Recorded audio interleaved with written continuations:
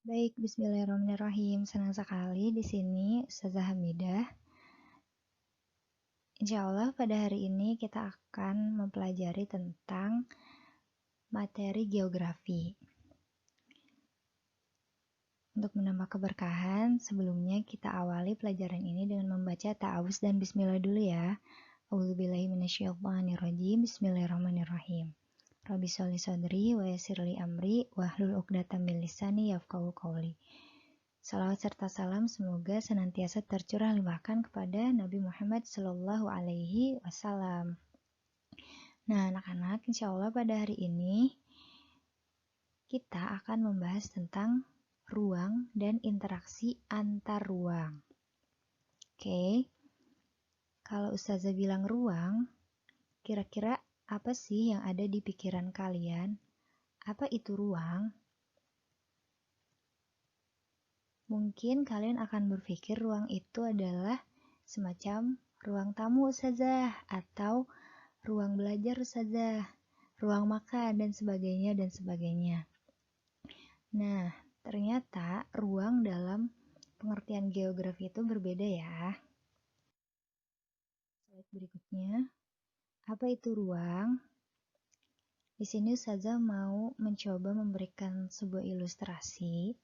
Ini ada gambar bumi. Kemudian ada gambar rumah. Di sini ada danau, ada hutan.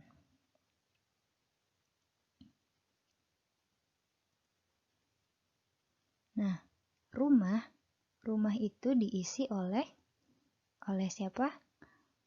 Oleh ada ayah misalnya, ya kan?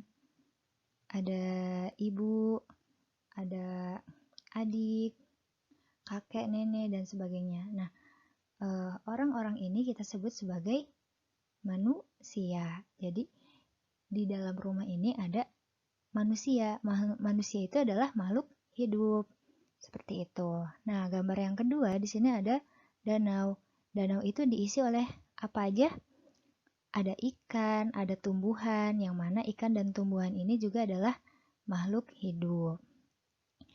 Kemudian yang gambar yang ketiga ini hutan. Hutan juga sama, diisi oleh ada hewan dan tumbuhan, yang mana mereka adalah makhluk hidup. Nah, semuanya itu diisi oleh makhluk hidup sebagai tempat tinggal mereka, tempat hidup mereka. Nah, jadi apa itu ruang?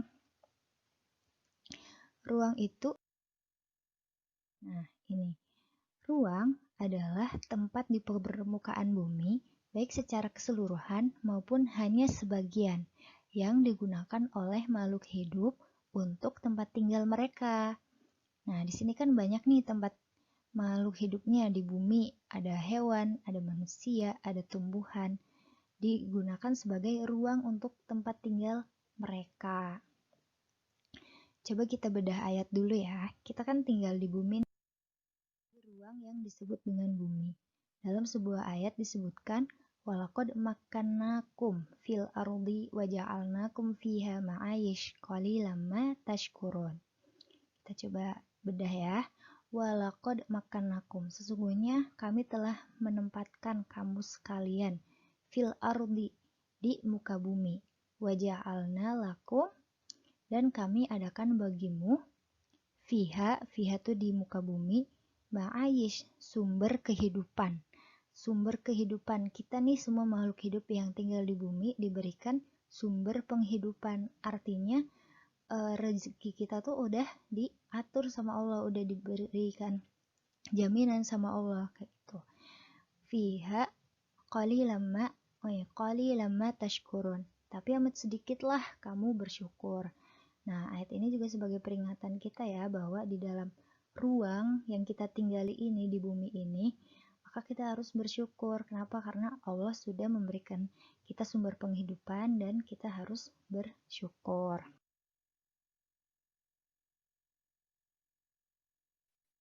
Nah, tadi kan pengertian ruang. Sekarang interaksi antar ruang. Apa nih Ustazah interaksi antar ruang? Tadi kan ruangnya ada nih. Terus bagaimana antar ruang ini berinteraksi?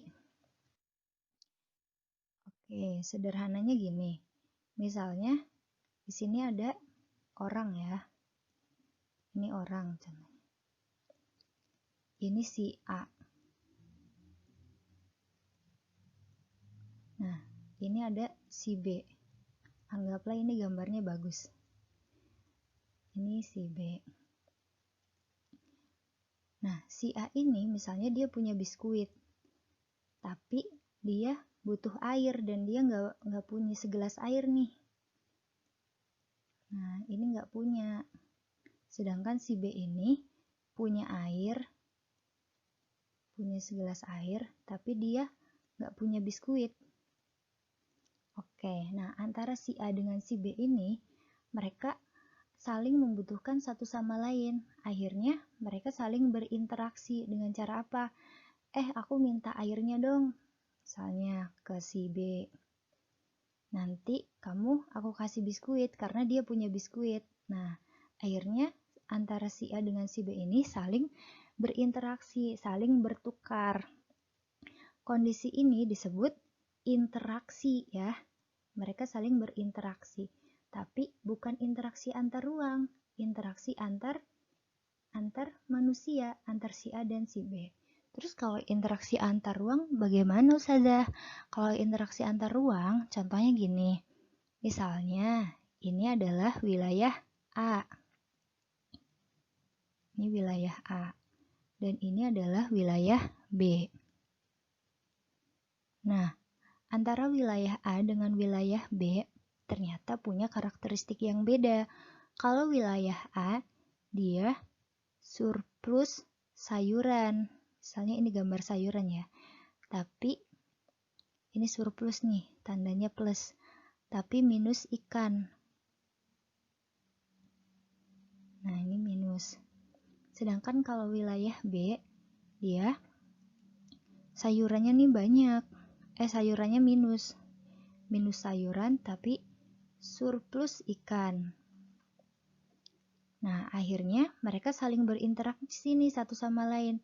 Yang kurang sayuran beli sayuran, yang kekurangan ikan beli ikan yang surplus sama ikan, seperti itu. Akhirnya mereka saling berinteraksi untuk memenuhi kebutuhan wilayahnya masing-masing. Nah, interaksi ini disebut sebagai interaksi antar wilayah atau kondisi ini disebut sebagai interaksi antar ruang, ya kan? Antar ruang wilayah A dengan ruang wilayah B, seperti itu. Nah, kenapa sih suatu ruang atau suatu wilayah itu butuh berinteraksi? Ada beberapa kondisi saling bergantung, ya. Jawabannya karena ada kondisi di mana kita itu harus saling bergantung yang diperlukan untuk terjadi interaksi antar ruang. Gitu. Yang pertama adalah biar kita saling melengkapi. Yang kedua karena adanya kesempatan antara. Ketiga karena adanya kemudahan transfer. Maksudnya apa itu, Ustazah? Maksudnya adalah mirip-mirip seperti yang Ustazah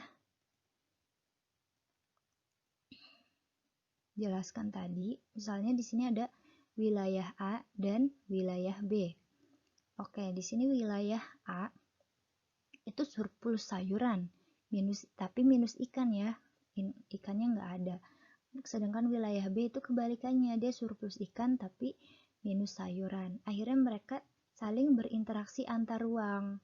Ya, wilayah A dia beli ikan di wilayah B dan wilayah B juga beli sayuran di wilayah A sehingga terjadi interaksi antar mereka. Nah, tapi interaksi antara wilayah A dengan wilayah B ini digambarkan sebagai garis yang putus-putus. Ada apa ini dengan garis yang putus-putus? Ternyata ada hubungan di balik itu. Wilayah A dengan wilayah B itu memiliki jarak yang sangat jauh. Misalnya wilayah A itu dia di Bekasi, sedangkan wilayah B ini di Lombok. Nah, untuk mendapatkan ikan, Bekasi ini harus beli ikan di wilayah B. Di wilayah Lombok kan jauh banget kan, seperti itu. Sedangkan wilayah B juga kalau mau beli sayuran harus ke Bekasi misalnya. Nah, ini bisa sih mereka saling berinteraksi, saling membeli bahan kebutuhan satu sama lain, tapi karena wilayahnya jauh, jadi interaksinya ini lemah. Nah, ini kan interaksinya lemah, sehingga digambarkan garis interaksi lemah itu garis panah yang putus-putus, karena mau beli ke wilayah lain juga jauh gitu. Memang bisa terjadi, tapi lemah, putus-putus. Oke, sedangkan yang kedua, alasan yang kedua itu karena adanya kesempatan antara. Apa itu kesempatan antara? Kesempatan antara itu contohnya gini, kan kalau tadi wilayah A berinteraksi dengan wilayah B, sekarang wilayah A berinteraksi dengan wilayah C, di mana wilayah C juga memiliki sumber daya yang mirip seperti wilayah B. Wilayah C itu surplus ikan dan minus sayuran. Sehingga wilayah C, dia juga bisa, karena dia surplus ikan, maka dia bisa jual ikan ke wilayah B yang minus ikan. Dan dia juga bisa membeli sayuran ke wilayah E, karena wilayah A itu surplus sayuran. Demikian juga wilayah A. Ditambah lagi antara wilayah A dengan wilayah C, jaraknya dekat. Ibaratnya ini Bekasi dan ini wilayah C itu di Kerawang. Sehingga interaksi antara wilayah A dengan wilayah C digambarkan sebagai interaksi yang sangat kuat. Simbolnya adalah garis panah yang tegas ya, nggak putus-putus. Nah, interaksinya kuat. Lalu yang ketiga ada kemudahan transfer. Ditambah lagi nih misalnya kemudahan transfer nih, artinya pengangkutan barang dari satu wilayah A ke wilayah C itu ongkos kirimnya itu lebih murah. Jangan sampai ongkos kirimnya itu lebih mahal daripada harga barangnya. Misal kayak di wilayah A, harga sayuran misalnya kangkung itu berapa sih? Kangkung misalnya 5.000.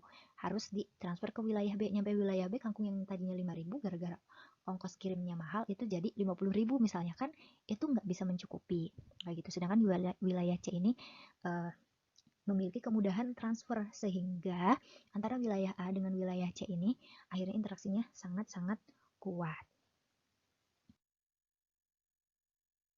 Nah, oke, ya itu aja penjelasan tentang materi kita hari ini. Mudah-mudahan bermanfaat. Selanjutnya kita akan kembali ke classroom ya, anak-anak. Sampai jumpa di pertemuan selanjutnya. Wassalamualaikum warahmatullahi wabarakatuh.